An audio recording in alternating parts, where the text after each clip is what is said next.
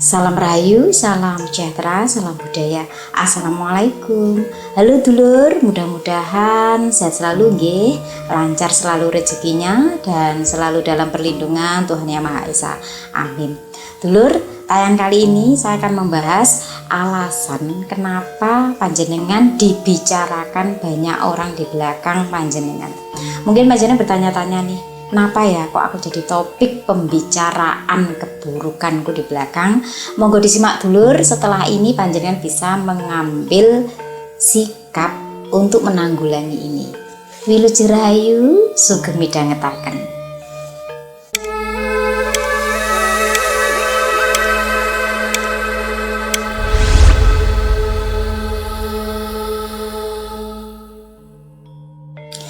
Dulur, ini bagian dari sinau bebrayan nggih, dimana setelah panjenengan melihat tayangan ini supaya tidak terlalu berlebihan memikirkan atau overthinking. Kenapa ya kok saya jadi bahan pembicaraan? Kenapa ya kok saya terus topiknya? Kenapa ya mereka suka sekali membicarakan keburukan saya di belakang? Nah, setelah panjenengan mengetahui alasannya, maka tidak perlu bereaksi, tetap jalani seperti apa panjenengan sehari-hari, menjadi diri sendiri, fokus pada diri sendiri, dan tidak usah lagi mencari-cari sesuatu yang membuat panjenengan sakit hati. Nah dulur, apa sih alasannya seseorang kok terus membicarakan keburukan panjenengan di belakang panjenengan? Ada beberapa di antaranya nggih dulur. Jadi panjenengan jadi tahu nih di poin berapa nggih alasannya jadi ini toh. Meskipun tidak semuanya mesti sama, tetapi dari rangkuman yang saya sampaikan ini salah satunya adalah faktornya. Yang pertama adalah rasa iri dan ketidakmampuan menghargai orang lain. Dulur, tahukah panjenengan, banyak loh orang itu yang tidak bisa menerima ketika kita memiliki apa yang tidak mereka miliki. Baik itu berupa kesuksesan, ketenangan, ataupun kepribadian yang tidak mereka miliki dari kita. Jadi meskipun sebaik apapun, kalau orang itu iri, dia merasa kepribadiannya kok nggak sama dengan diri panjenengan, maka disitulah celah di mana dia bercerita untuk merendahkan diri panjenengan, agar kalau dengan merendahkan dia terlihat nampak lebih baik, lebih unggul. Dari celah mencari kesalahan dan membuat cerita buruklah itu wujud dari iri dan tidak mau mengakui keberhasilan yang dimiliki oleh orang lain. Itu alasan pertama. Alasan yang kedua, karena lingkungan tertentu dan budaya rasan-rasan. Dulur, ada di mana suatu lingkungan karena tidak memiliki kegiatan yang positif atau tidak memiliki kesibukan positif lainnya, kalau sudah selesai pekerjaan rumahnya itu cenderung mengisi waktunya dengan membicarakan orang lain, kumpul-kumpul dengan alasan refreshing, healing karena penat dengan pekerjaan rumah tangga. Nah, kalau yang seperti ini sebenarnya bukan hanya tentang panjenengan saja, tapi karena memang sudah terbiasa seperti itu, maka siapapun itu bisa menjadi bahan omongan Mereka mungkin saja membicarakan siapapun yang menurut mereka menarik untuk dijadikan bahan pembicaraan. Nah, kalau lingkungannya seperti ini, bukan hanya panjenengan saja, tetapi memang suka saja mengisi waktu luangnya untuk membicarakan orang lain. Lalu alasan yang ketiga, kesalahpahaman yang tidak pernah diklarifikasi. Dulur, mungkin panjenengan berlaku atau bertindak sesuatu, tetapi di mata seseorang yang melihat itu, mereka tidak tahu yang sebenarnya, hanya melihat suatu kejadian atau tindakan panjenengan pada saat itu, tanpa tahu yang sebenarnya seperti apa, cerita aslinya seperti apa. Kemudian mereka menyebarkan atau membicarakan itu terus-menerus karena tidak ada klarifikasi atau penjelasan dari panjenengan. Jadi sama halnya satu mata memandang 1000 mulut berbicara. Tetapi dulur, menurut saya Klarifikasi ini juga tidak penting nggih, dimana kadang kita saat membela diri menceritakan sesuatu yang sebenarnya malah dituduh sebagai pembenaran. Pada akhirnya sia-sia kan, terkecuali mereka yang benar-benar mau menerima penjelasan dari kita. Kalau tipe orang yang cuma melihat secara langsung tanpa mau memahami nggih, maka ini biasanya kalau dijelaskan pun tetap ngeyel, tetap menyalahkan, tetap menghakimi. Makanya jadi terus ngomongi, terus bergosip, terus. Ini salah satunya alasannya kenapa panjenengan sering dibicarakan. Kemudian alasan yang keempat, perasaan rendah diri dan ingin mengangkat diri sendiri. Dulur, ada tipe seseorang yang senang sekali menjatuhkan orang lain supaya dirinya nampak lebih bagus, lebih unggul, lebih baik, paling benar dengan cara membicarakan keburukanmu. Padahal dulur, sebenarnya itu hanyalah ilusi mereka untuk menutupi kekurangan mereka sendiri. Jadi diingat nggih, kalau ada orang suka sekali ngatain keburukan orang lain nggih, terus-terusan ya, sebenarnya dulur, dia itu punya kekurangan yang mana tidak ingin diketahui siapapun atau tidak ingin orang tahu. Jadi dia menutupi kekurangannya dengan memburukkan orang lain. Supaya keburukannya itu tidak terbaca, makanya dia selalu membicarakan keburukan orang lain. Mungkin salah satunya panjenengan. Kalau di lingkungan panjenengan ada orang yang seperti itu, nggih, pertanda sebenarnya itu dia punya kekurangan, punya aib yang tidak ingin orang tahu.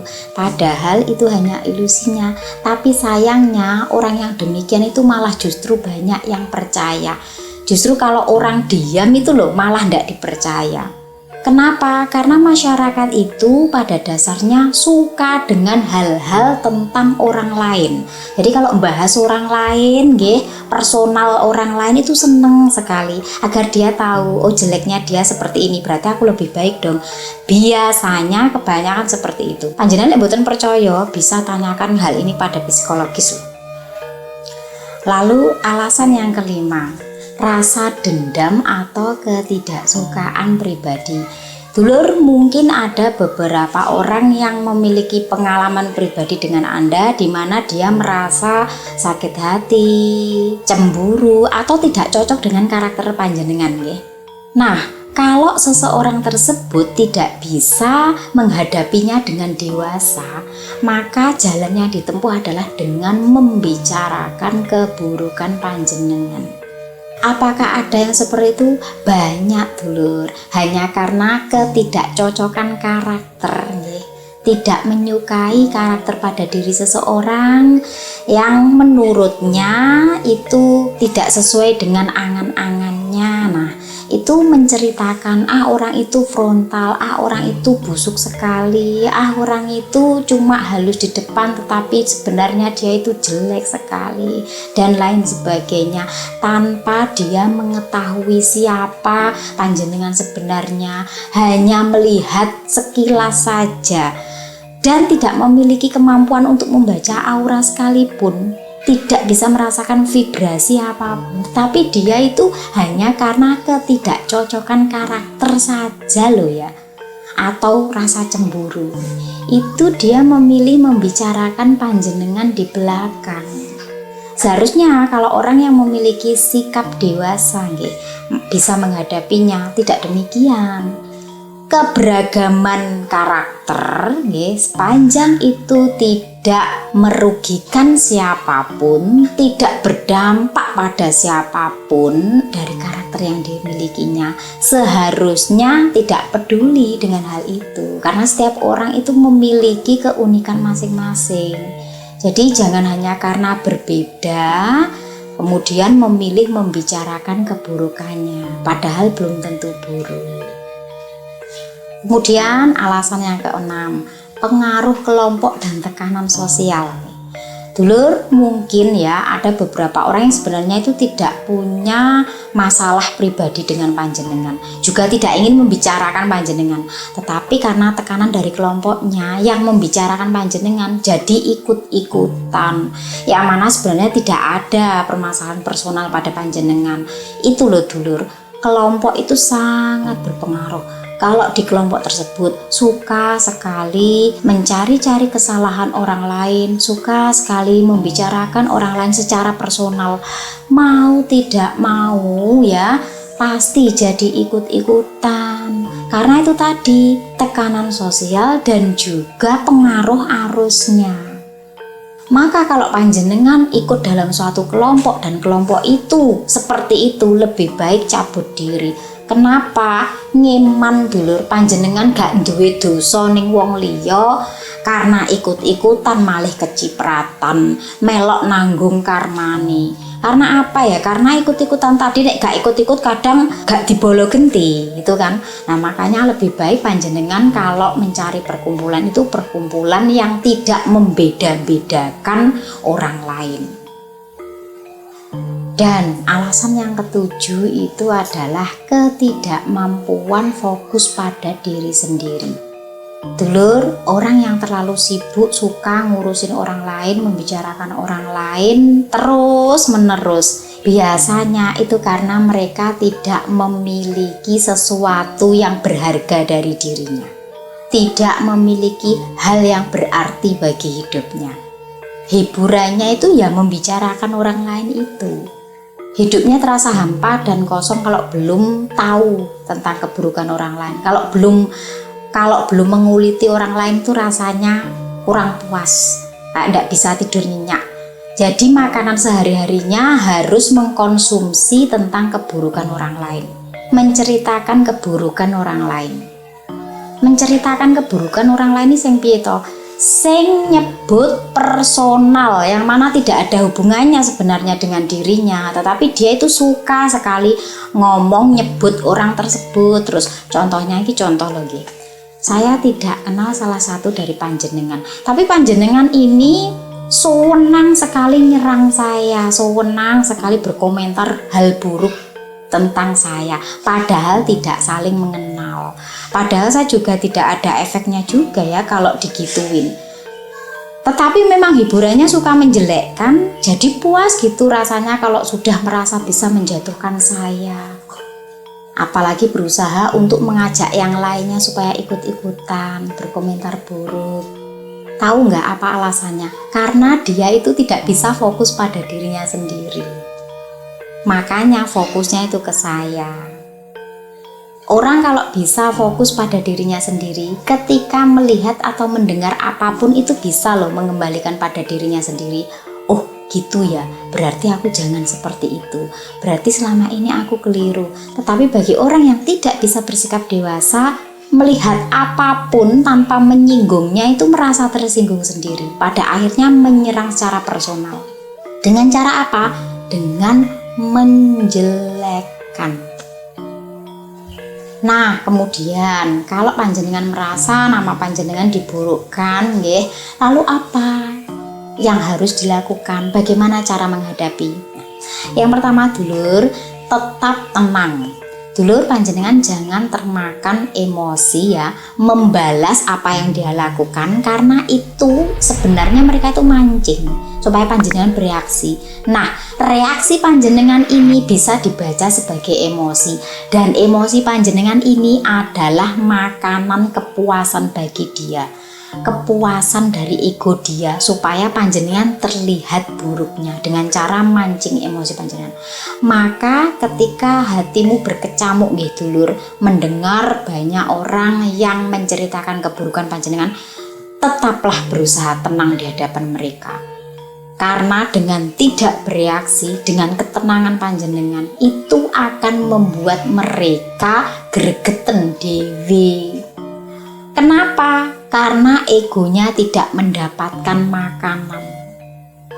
Makanan mereka itu adalah emosi yang keluar dari panjenengan. Jadi biarkan saja. Wis to masih powegel anggepen kuwi kirik jenggong. Masa anjing menggonggong mau digigit ya? Ketika anjing menggigit, masa ya balik digigit? Enggak kan? Lalu yang kedua, fokus pada dirimu. Jangan pernah termakan oleh omongannya. Jangan menanggapi omongannya. Dan jangan biarkan omongan mereka menghambat langkahmu. Kemudian cara yang ketiga yaitu dengan bersikap dewasa. Dewasa di sini bisa panjenengan melakukan klarifikasi jika memungkinkan gitu lur. Tetapi kalau menurut saya zaman sekarang orang kadang diklarifikasi itu malah melebar kemana-mana.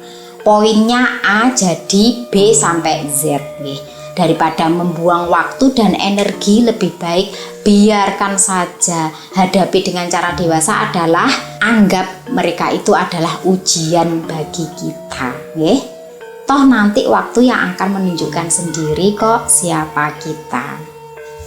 Yang keempat bisa dilakukan dengan cara jaga jarak. Jaga jarak di sini bukan berarti membenci gitu loh, tapi lebih ke menjaga ketenangan. Jadi menjauh untuk menjaga ketenangan itu juga perlu agar kita tidak terpancing, kita tidak bereaksi berlebih, dan kita tidak ikut arus mereka. Jadi ikut-ikutan berpikir yang jelek, dan tidak ada salahnya untuk menjaga jarak gitu loh. Dan yang terakhir adalah buktikan dengan perbuatan. Dulur, waktu yang akan menunjukkan siapa diri kita. Jadi tetaplah berbuat baik. Tidak perlu mencari validasi dari orang lain. Mau kita dipandang itu buruk, jelek, ya biarin aja. Yang penting kita tetap berusaha menjadi orang yang baik dan melakukan hal yang baik-baik. Nanti kelihatan sendiri kok. Kita fokus pada diri kita dan kita tidak merasa bermasalah dengan siapapun. Nanti kebiasaan-kebiasaan panjenengan itu akan dicontoh oleh mereka.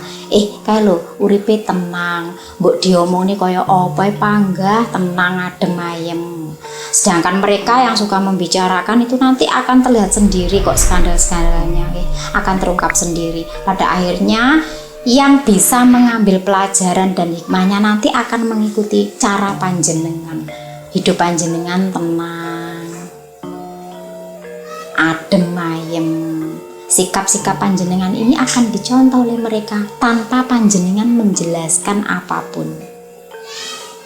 Pada akhirnya dulur, keburukan yang mereka ceritakan itu bukan tentang diri panjenengan, tetapi lebih ke mencerminkan siapa sebenarnya mereka.